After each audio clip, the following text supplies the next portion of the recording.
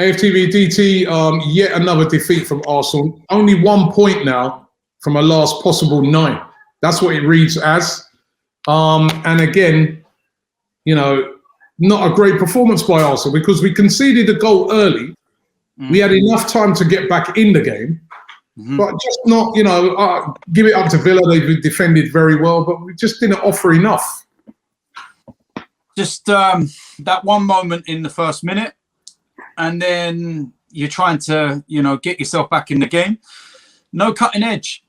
That final piece in the final third was missing throughout. You know, we got into some really good areas and something was just missing all the time. And, you know, even when we got onto the end of something like Odegaard did, for example, in the second half, blazes it over the bar. Just that final piece missing. And, you know, there's going to be loads of things that we look at today, and I'll try and break it down in my own perspective, is that the referee is not at fault for us losing the game, but the referee and VAR still need to be held accountable for some of the decisions that they made. You know, let's get that right. There's not a situation like Wolves where it completely changed the game, and I think that they're the reason why we lost, because they're not today. But I want to know why Lacazette doesn't get a penalty from Emi Martinez when anybody with a pair of eyes can see that Emi Martinez has pulled Lacazette's shirt. And not only that, he's pulled him down and onto him, and he gets the free kick. Now, in this instance, I'm not blaming the referee because he has one instant, one take, one look. It's a crowded box, and it looks like 6 of one, half a dozen the other. The goalkeepers always get the benefit. In that instance, the VAR should have been, I think it may have been the other way around. You may need to go and have a look at the monitor and judge for yourself. So that's VAR's fault. The incident in the first half, I don't care if he's 40 yards from goal. Saka's pulled down. He's the last man. It's a red card. Ironically, that same incident happened to Arsenal a few years ago. And do you know who the player was? Mikel Arteta. And he was sent off. Crystal Palace. And he was deemed as the last man from near the halfway line. So yeah, I remember it now. This is what I'm trying to say. I'm not blaming the referees. Well, I'm just having with the Lacazette one, right? I honestly, I said it the other day. I don't know what the point of VAR is. Now, when you look back on it, and you're right to not blame the referee on the pitch for in this case, because he's behind it. He's, you know, I think the linesman should maybe see what's going on. But anyway, regardless, they both missed it. The VAR is clearly showing that he's been pulled. Not only is his shirt been pulled, it's not a shirt pull.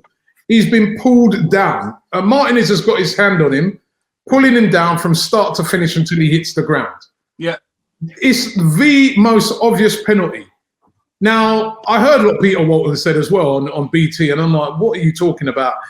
He said VAR's not there to referee the game. Well, what's the point in having it then? Well, it's not refereeing the game. It's there to try and get decisions. I always thought the point of the VAR is to try and get decisions right. Yeah. Now, you say it's not affected the game, and we don't want to use it to blame for a poor performance by Arsenal, but then it has affected the game, because if that's given as a penalty, it could be a completely different game. Yeah, it can be. You see a lot of games where we've been on the back end of a lot of that, where we've been winning a game, team gets a penalty, they go on and beat us. I'm sorry, I do not understand VAR right now. I'm completely lost. I don't know what's the point of it. I can guarantee over the course of this weekend, there will be a similar incident and a penalty is given. That's the irony of it. And, you know, if you really want to be picky about it, if you look at the actual delivery, Lacazette would have had a free opportunity on goal, because it was one of the one times we got the ball in the box and it was really dangerous. But just so many things were wrong. If I'm going to question Arteta about anything, it's why you're bringing Willian on. I don't get it, because I look at the decision to change Saka to a left back with Cedric, and I get it. Villa weren't posing much of a threat apart from the breakaways, which was what we were trying to do. We're going to attack. You're going to leave yourself exposed sometimes. but they weren't dominating the play or doing anything to warrant that. And for a 5 to 10 minute spell, it was working because Saka and Pepe on the left-hand side were doubling up, giving Cash all kinds of problems, and we were really starting to look dangerous. And then Partey gets injured, Pepe has to go on the right, and Willian comes on the left, and the guy passes backwards more than he ever does forward. And it's just... It's shocking. I mean, that's where Martinelli's on the pitch. Well, that's what I'm trying to say. That's where you've got to question. Aubameyang, again, it's his second time he's been off the bench in the space of a week, and I've not seen anything. I'm not seeing any fight, any desire, any determination, nothing.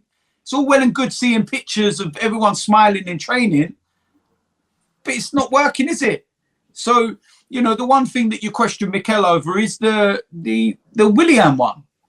You know, that in that respect is, but you know, you can't legislate a mistake in the first minute of the game, and it's not because Cedric's not a left back. It's a 5-yard pass. You don't need to be a left back to make a simple pass. He's not pressured. He's got no one on his shoulder shutting him down. It's just a simple pass, and you're fast asleep. What were you doing in the warm-up to not be ready for the first minute in the first place? Do you know what I mean? And it's just, how many games this season, out of the 10 that we've lost this season, Robbie, I would love to go back over, and I genuinely want to go and look back over, and how many of the defeats are because of our own doing. Teams are not dominating us. Teams are not battering us. Villa at home battered us.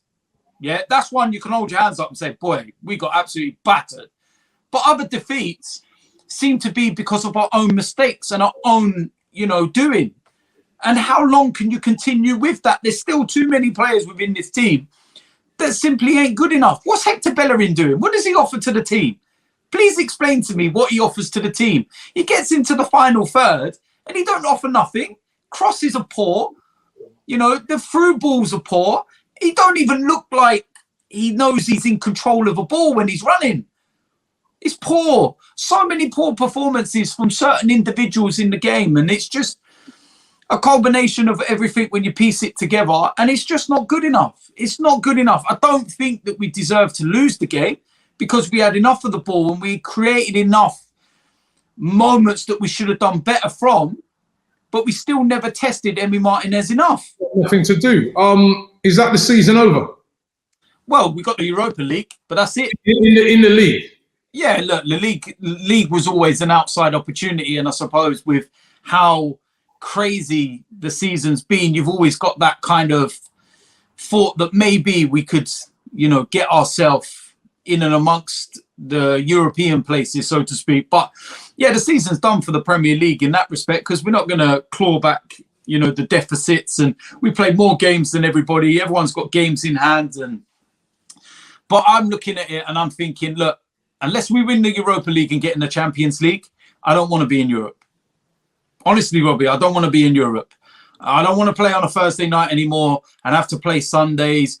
I honestly think that maybe for the good of Arsenal will be to step out of Europe and to just focus solely on the domestic competitions. If we get the Champions League, by all means, brilliant, because you can then go and attract a different type of player in the window, shall we say. But I just feel for the long-term growth of the club, if we're not going to be in the Champions League, be out of Europe altogether for a season and start again. Because there's still so much more we need to do. Mikel needs to take a look at himself sometimes as well. He's not, you know, completely faultless for decisions. Like I said, today, the team lineup, I felt was strong enough to win. I felt there were parts of the game we were dominating, but lacking cutting edge. But the one thing you question is the Willian one. I'm not going to question Aubameyang because you expect more. And he's the guy that you should be able to look to get you a goal when you need one. I'm not going to question Saka going left back because it was working. And if you deny that, then you ain't watching the game because you can clearly see for a 10, 15 minute spell, we were dominating on that left-hand side and causing problems. But then Partey gets injured. And then the question I will ask is, why is Willian coming on ahead of Martinelli? Why? What has he done in his time at Arsenal to say he can go and get me out of this? He can go and get me a goal or put on assist or What? I honestly think now there's something in his contract that says he has to play. You think?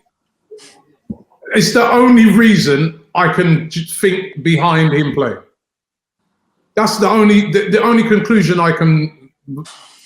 I'm lost. I honestly, Robbie, you was like, you're just like, I'm honestly speechless by a lot of it. I know people will react in certain ways and everything else. Fine, people react in whatever way they want to react, man. I'm not even getting involved. I'm going to try and enjoy my weekends, man, and not let this ruin everything. You know, I'm going to watch YouTube videos on how to clean rugs and valet cars, and you know, I might go in my garden and see if I can build a mansion. You know, like them guys out in the middle of nowhere that build things out of nothing. I'm just going to try and take my mind away from everything. But at the end of the day, yeah, too many times this season, mistakes have cost us. It's cost us again. And where do we go from here in that respect, man? Where do we go? I honestly don't know right now. I genuinely don't know. We've got a tough period of games now. Leeds, Man City, Leicester. It could get worse before it gets better again. Today's show is sponsored by Profit Accumulator, the #1 match betting service in the UK. Match betting is different to gambling. With gambling, you bet on one side, and if that side loses, you lose. With match betting, you bet on both sides. That means no matter what the outcome, you're a winner. When you sign up to Profit Accumulator, they will walk you through the whole process of how to do match betting, and as long as you follow what they tell you, you cannot lose. So what are you waiting for? Click the link in the description right now for your free trial, and you can start earning some real cash.